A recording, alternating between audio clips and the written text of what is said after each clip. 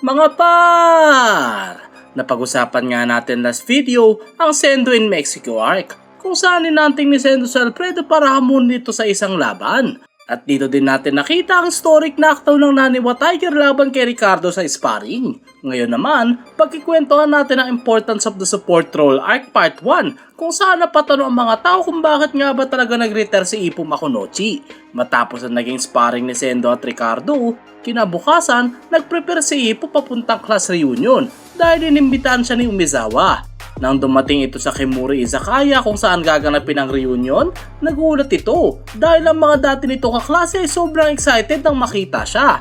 At tingin nga nila kay Ippo ay hero ng klase habang tinatawag siya nitong mga to na Japanese champion. Sabi nga ng ating bida na hindi na siya champion dahil nagretiro na siya. Tinanong ng mga dati nitong kaklase kung bakit siya nag-retire, parang okay naman siya. Mabilis naman na sumingit si Umezawa at pinatigil ang mga to. At sinabi nito na kahit pa-retired na si Ippo, sobrang dami pa din itong na-achieve sa boxer. Matapos yon, dinala ni Umezawa si Ippo kay Aikawa na first time niya na lang ulit makita after 7 years. Nabanggit nga ni Aikawa na kada may free time siya sa trabaho, pinapanood niya ang laban ni Ippo. Pero 3 matches pa nga lang daw ang napapanood niya. Hindi nga daw siya makapaniwala na ang mahinin na si Ippo ay nakikipagbakbakan sa loob ng ring. Nang tanongin ni Ippo kung anong mga laban ang mga napanood ni Aikawa, sabi nito na hindi niya na maalala ang mga pangalan. Pero meron siyang mga souvenir na tinabi para sa mga laban na yon. Naalala ni Ippo na noong mga high school pa lang sila, si Aikawa lang ang nagyayaya dito na lumabas. At napaisip ang ating bida na kung nagbuka ba siyang cool sa harap nito kahit onti. Nang mahanap na ni Aikawa ang mga souvenir ng laban, sunod nating nalaman na ang mga napanood pa na nito ay ang laban ni Ippo kay AG dati, Alfredo Gonzalez at Antonio Guevara. At sabi nga ni Umezawa na yun ang mga laban kung saan natalo si Ippo. Dagdag pa nito na ang 3 matches na yun ay hindi nagde-define kung anong klaseng boksingero si Ippo dahil marami itong matches kung saan nanalo ang ating bida. Pagkatapos ng reunion party, agad ngang sinabi ni Ippo na uuwi na siya at nabanggit nga nila Umezawa, Takemura at Matsuda na pinagsisisihan nila lahat ng ginawa nila kay Ippo noong high school pa sila. Dahil nga parehas naman ang daan ni Aikawa at Ippo, nagsabay na itong umuwi. At habang pauwi, inaalala nga nila ang mga nangyari noon na kapag niyayaya ni Aikawa si Ippo na lumabas, laging hindi nakakasama ang ating bida dahil sa trabaho nito sa fishing boat business nila. At sunod nga umamin si Aikawa na simula pa noon, crush niya na itong si Ippo. Akala nga daw niya na kaya niyang i-congratulate si Ippo kada pagkatapos ng laban. Pero nang makita niya matalo ang ating bida, hindi niya alam kung ano ang sasabihin. Nilook forward nga daw ni Aikawa na ma-meet niya si Ippo sa reunion na yon at sunod nitong tinanong kung may girlfriend na ba si Ippo. Hindi naman nakasagot ang ating bida na para bang nahihiya na sagutin ang tanong na yon.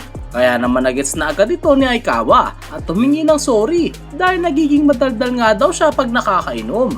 Hiniling ni Aikawa na next time na lumaban ng ating bida, sana nga daw manalo ito. Pero sagot naman ni Ippo na retired na nga siya. At nabanggit nga daw sa kanya ni Umezawa na nag-retire si Ippo dahil wala na itong reason para magpatuloy pa sa boxing. Kaya naman tinanong nito si Ippo na, so kung makakahanap ka ng reason, lalaban ka pa ulit? Hindi naman nakasagot ang ating bida doon. Kaya naman nabanggit ni Aikawa na hindi pa rin talaga nagbabago si Ippo tungkol sa pag-overthink nito pagkasasagot sa mga tanong. At yun nga daw ang nagustuhan niya sa ating bida dahil hindi pa rin ito nagbabago. Bago umalis, binigyan nito si Ippo ng note at sinabing sana magkita ulit sila. Matapos yon, habang naglalakad pa uwi, naalala ni Ippo ang mga sinasabi sa kanya ng kaklase niya sa reunion na tila wala pa rin nagbabago sa kanya at kagaya pa rin ng dati. Nang nasa harap na siya ng puno kung saan siya tinis ni Takamura na kumuha ng 10 taon, sinabi nito na dito nga daw siya nangako na ma-reborn at magbago para sa kanyang tatahakin ng adventure. Pero tila hindi naman nga siya nagbago kagaya ng sinabi ng mga kaklase niya at napatanong siya kung narating niya ba lahat iyon nang walang natutunan. Sunod nitong naalala nang tanongin niya si Takamura noon na ano ang pakiramdam ng mga halimaw na kagaya niya. Subalit, hindi pa nga din daw niya alam ang sagot sa katanungan niyang yun. Kinabukasan habang nagro-roadwork, napag-usapan nga nila na magkakaroon ng sparring tournament para sa mga newcomers sa dati gym at balak nitong dalhin si Tai at Kintaro doon since hindi pa sila nakaka-experience ng serious na sparring. Nang dumating na sila sa dati gym, agad nilang namit sila Date, Okita, Kobashi at Oda at kasama nila ang kanilang mga students. Excited na nga si Taihi na ipakita sa lahat kung gaano kalakas ang number 1 disciple ni Ippo, habang si Kintaro naman ay inobserba ng mga boksingero sa gym at sabi nga nito na mukhang mahihina ang mga tao doon. Bago magsimula ang sparring, tinuruan ni Ippo sila Kintaro na para bang mas kinakabahan pa siya kaysa sa kanyang mga inexperienced student. Nang tawagin ni Date sila Taihi at Kintaro para sa kanilang sparring, mabilis na natapos ang mga laban nito at sila ay parehas na agarang pinabagsak. Matapos yun, agad-agad nang pinagpahinga ni Ippo ang mga baby nito. Nabanggit nga ni Itagaki na ang mga nakalaban nila Taihi ay nagbaboxing na simula pagkabata. Kaya naman ibang breed ng mga amateur boxer ito kaysa sa kanila. Dagdag pa nito na ang mga coach nila ay natalo kay Ippo ng mga active boxer pa. Kaya naman malaki ang tsansa na ito ang naging way nila para makabawi sa ating bida.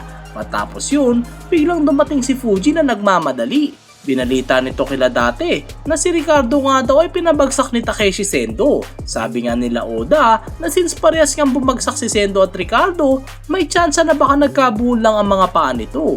Pero sabi nga nila Date na big deal pa rin ito since ang tuhod nga daw ni Ricardo ay dumikit sa canvas. Sunod na nabanggit ni Fuji na magkakaroon nga ng match si Alfredo at Sendo in 3 months at kung sino ang manalo sa laban na yon ay may chance na makalaban si Ricardo. Nabilib nga ang lahat kay Sendo dahil napilit ito magkaroon ng match sa mga bigati na boxer at tinawag itong unstoppable. Sabi nga ni Ippo na ang unstoppable nga daw ang pinakamagandang salita para i-describe ang Naniwa Tiger. Dahil nung Rookie King Tournament kung saan nagkaroon ng injury si Ippo at kailangang mag-withdraw sa laban nilang dalawa ni Sendo, pumunta si Sendo sa Kamugawa Gym at napapayag si Tanda kaya natuloy pa rin ang laban nila noon. At dagdag pa ni Ippo na talagang madadala ka sa energy nitong si Sendo to the point na wala ka ng choice kundi mapalaban. Nabanggit ni Fuji na may chance na si Sendo ang pangalawang Japanese boxer na makalaban na Ricardo. Kaya naman gusto humingi ng comments nito sa unang Japanese boxer na nakalaban. Sagot nga ni Date na kailangan niya munang matalo si Gonzales bago nila pag-usapan ang bagay na yon. Since pati nga si Ippo ay natalo kay Alfredo, siguradong hindi magiging madali ang laban. Nang tanongin ni Date kung kaya bang talunin ni Sendo si Gonzales, sabi ni Okita na lamang nga si Gonzales pagdating sa teknik. Pero kung sa lakas naman nga daw ng mga suntok, siguradong nasa ibang level ang Naniwa Tiger.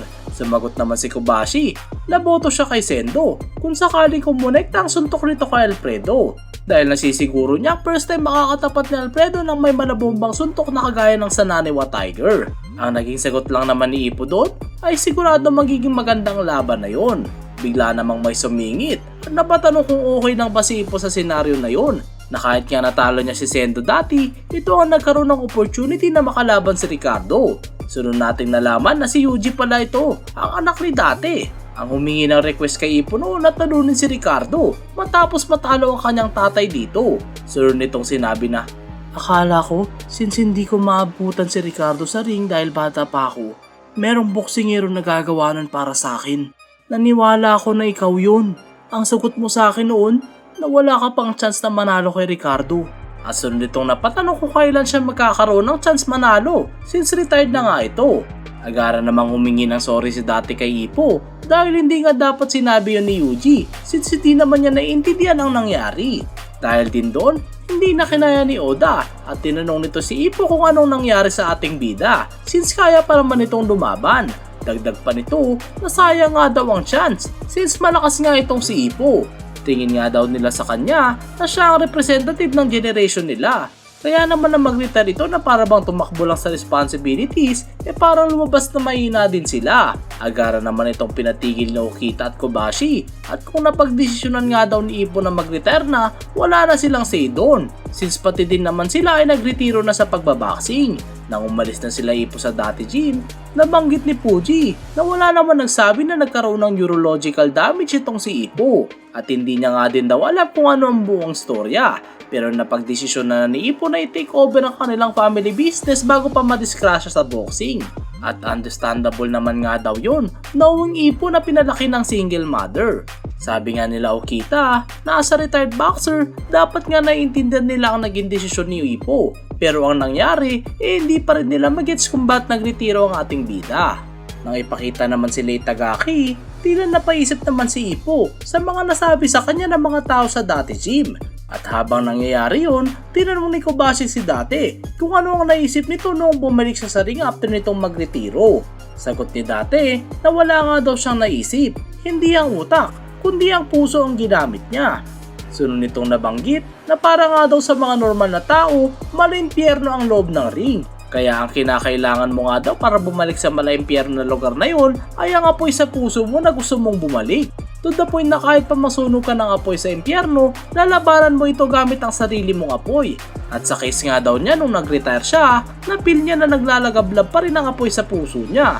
Pero once nga daw na namatay ito, wala nang chance bumalik sa ring. At sunod nating nakita si Ippo na malalim ang iniisip habang nakahawak sa kanyang puso na tila ba gusto nitong bumalik sa loob ng ring. Matapos yun, sunod na pinakita si Lesendo na nasa airport at sila ay pabalik ng Japan para mag-prepare sa kanyang paparating na laban kay Alfredo. Nagpasalamat si Sendo kay Milo gamit ang wrestling name nito. Sabi ni Milo na huwag siya nitong tawagin ng ganun since ayaw niyang i-reveal ang kanyang identity sa mga tao. Natanong ni Hoshi ito kung bakit ang bait niya sa mga Japanese. Kaya naman napakwento si Milo na noong first time niya nga daw sa Japan, pumunta ito sa pachinko parlor bago ang kanyang laban. At nang balak niya na maglaro lang na kaunti, naubos lahat ng pera nito at naiwalay sa kanyang mga kasama. At noong nawawala na nga daw siya, tinulungan siya ng mabait na babae na nagturo sa kanya papuntang Osaka Castle. Dahil doon, nag-touch siya sa kabaitan ng babaeng iyon at nangakong tutulungan niya lahat ng nangangailangan ng tulong. At mas magiging mas mabait pa ito lalo kapag Japanese yun. Sunod na nabanggit ni Milo na dahil nga sa nickname ni Sendo na Tigre, nakapares ng eternal rival at matalik niyang kaibigan, sure na magiging mabait siya dito. At napatanong si Sendo kung malakas nga ba ang Tigre na yun. Sabi naman ni Milo na hindi niya nga ito natalo ni isang beses. Dahil doon, naalala ni Sendo si Ippo dahil kahit hindi niya pa ito natatalo, kinukonsider niya to as eternal rival. Kaya naman nagkasundo ang dalawang ito at sinabi nga ni Sendo na nafe-feel niya ang nararamdaman ni Milo. Hanggang sa malaman ito na 0 wins at 132 pala si Milo laban kay Tigre. Nang paalis na sila Sendo at Hoshi, habang nagre-wrestling pose, nagpaalam si Milo sa mga to in Spanish. Dahil nga hindi maintindihan nila Sendo ang sinasabi ni Milo, ginaya na lang nila ito. Habang nasa eroplano, sobrang thankful nga ni Hoshi kay Milo since dahil sa kanya, naging makabuluhan yung trip nila sa Mexico. Biglaan namang sumakit ang ulo ni Sendo at nang tanongin ito ni Hoshi kung bakit, in-explain ng Naniwa Tiger na solido ang mga suntok na natamo niya laban kay Ricardo. Sobrang tulis at solid nga daw ng mga punches nito at lahat ng iyon ay pinupuntirya ang mga weak points niya. Nang tanongin ito ni Hoshi kung anong mangyayari kung sakali maglaban si Sendo at Ricardo sa official match, sabi ng Naniwa Tiger na sa ngayon, no-match siya dito at wala siya magagawa laban kay Ricardo. Dahil doon, pinaalala ni Hoshi dito na pagkatapos niyang talunin si Gonzalez, si Ricardo na ang next. Kaya naman kailangan niya ng confidence dahil kung wala yun, hindi niya makukuha ang world title. In-express naman ni Sendo na may hindi siya gustong something. Nang tanongin ni Hoshi na kung tukol ba ito sa chance niyang makalaban ng world champion at kung hindi pa ba siya satisfied doon, sinabi ng Naniwa Tiger na hindi nga daw yun ang tinutukoy niya. At sobrang layo ng sinasabi nito sa naiisip niya at natulog na lang ito sa buong trip pa Japan habang iniisip na naiirita siya sa something na yon.